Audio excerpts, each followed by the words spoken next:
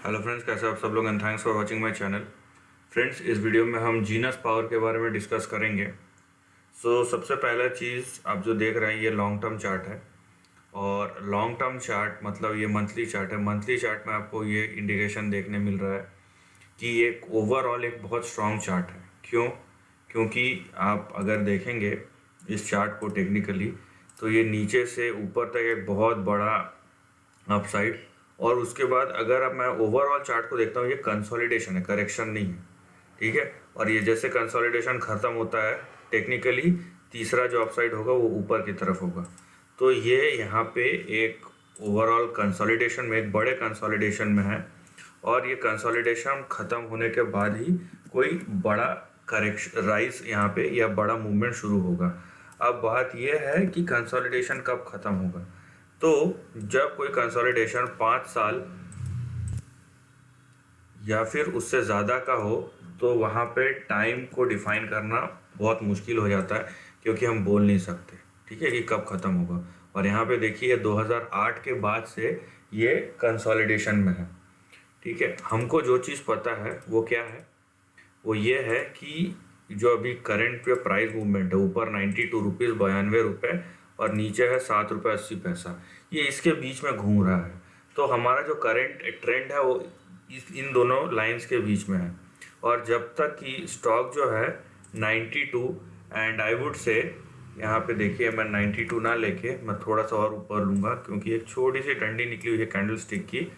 तो जब तक ये जो स्टॉक है यहाँ पे 110 के ऊपर जाके सस्टेन नहीं होता, ब्रेकआउट नहीं दिखाता, तब तक कोई भी बड़ा ट्रेंड शुरू नहीं होगा।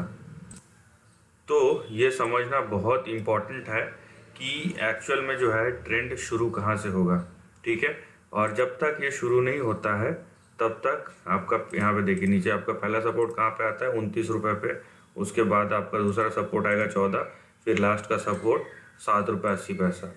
ऊपर का जो पहला टारगेट या रेजिस्टेंस है वो 92 रुपीज़, उसके बाद 110 रुपीज़।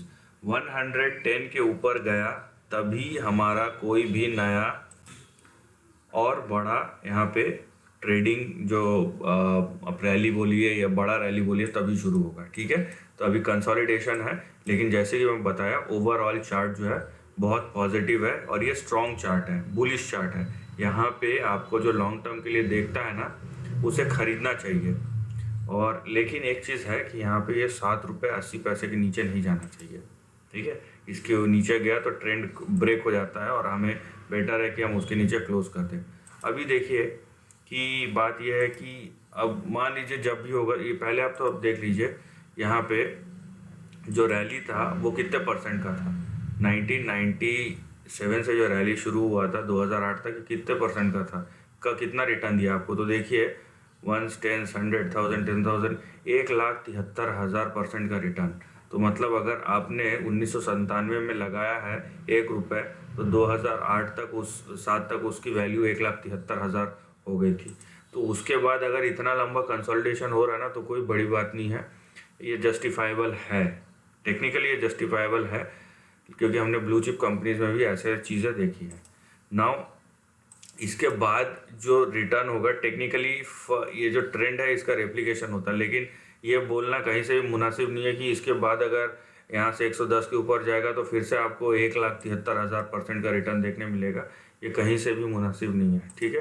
तो हम जो लेंगे एक रीजनेबल टारगेट लेंगे जो हो सकता है। तो 2003 से जो 2007 का यहाँ पे रिटर्न है, ठीक है, यहाँ ये वाला लीजिए, ये करीबन 16,000% का है। तो जब भी ये ब्रेकआउट आता है उसके बाद हम ऐसा ही कुछ एक्सपेक्ट कर सकते हैं। मतलब यहाँ से जो अगला टारगेट होगा वो आपको इसी तरीके का कुछ रिटर्न दिखा सकता है।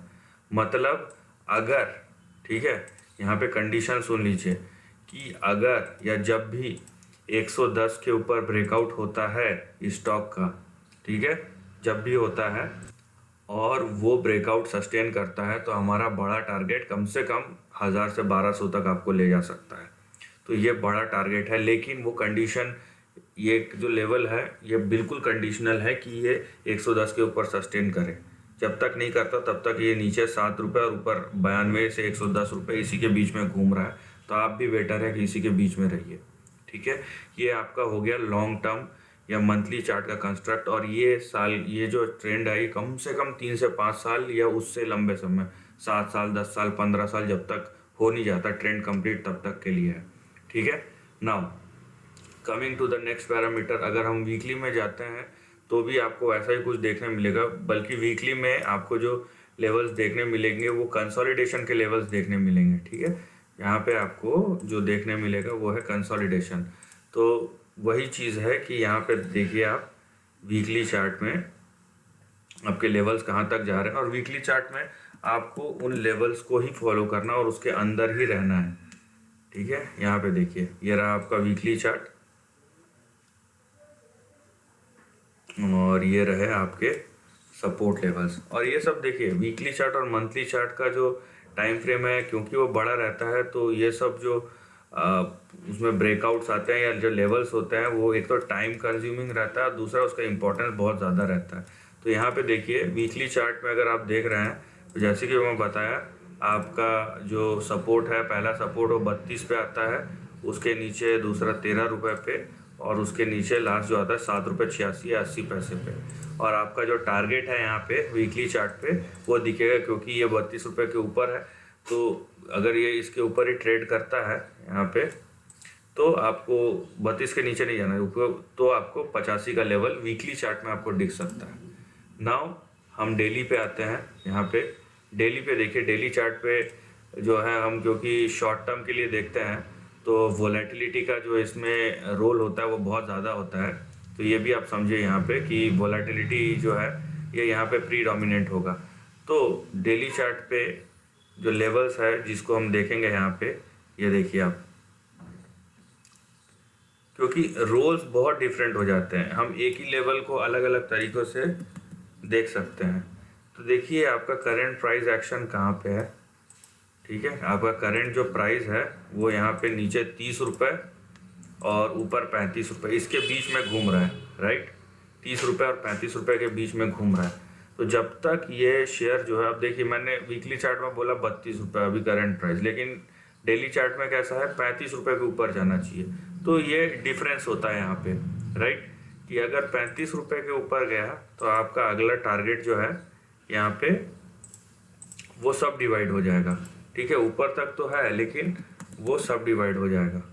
ये देखिए आपको कुछ इस तरीके के टारगेट नज़र आएंगे। तो अगर आप डेली चार्ट देख रहे हैं तो 35 रुपये के ऊपर गया तो अगला टारगेट 47, 47 के ऊपर गया तो 62, और 62 के ऊपर गया तो 75। तो ये लेवल्स जो है आपको देखने मिल सकते हैं यहाँ पे, राइट। सो इस तरीके से आप इसको सब डिवाइड कर सकते हैं।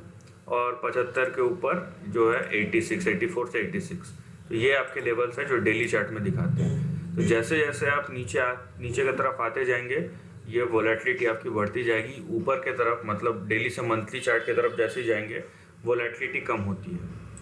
सो ये आपको डिसाइड करना है। नाउ मैंने तीनों टाइम फ्रेम के कंपैरिजन को लेके आपको बताया।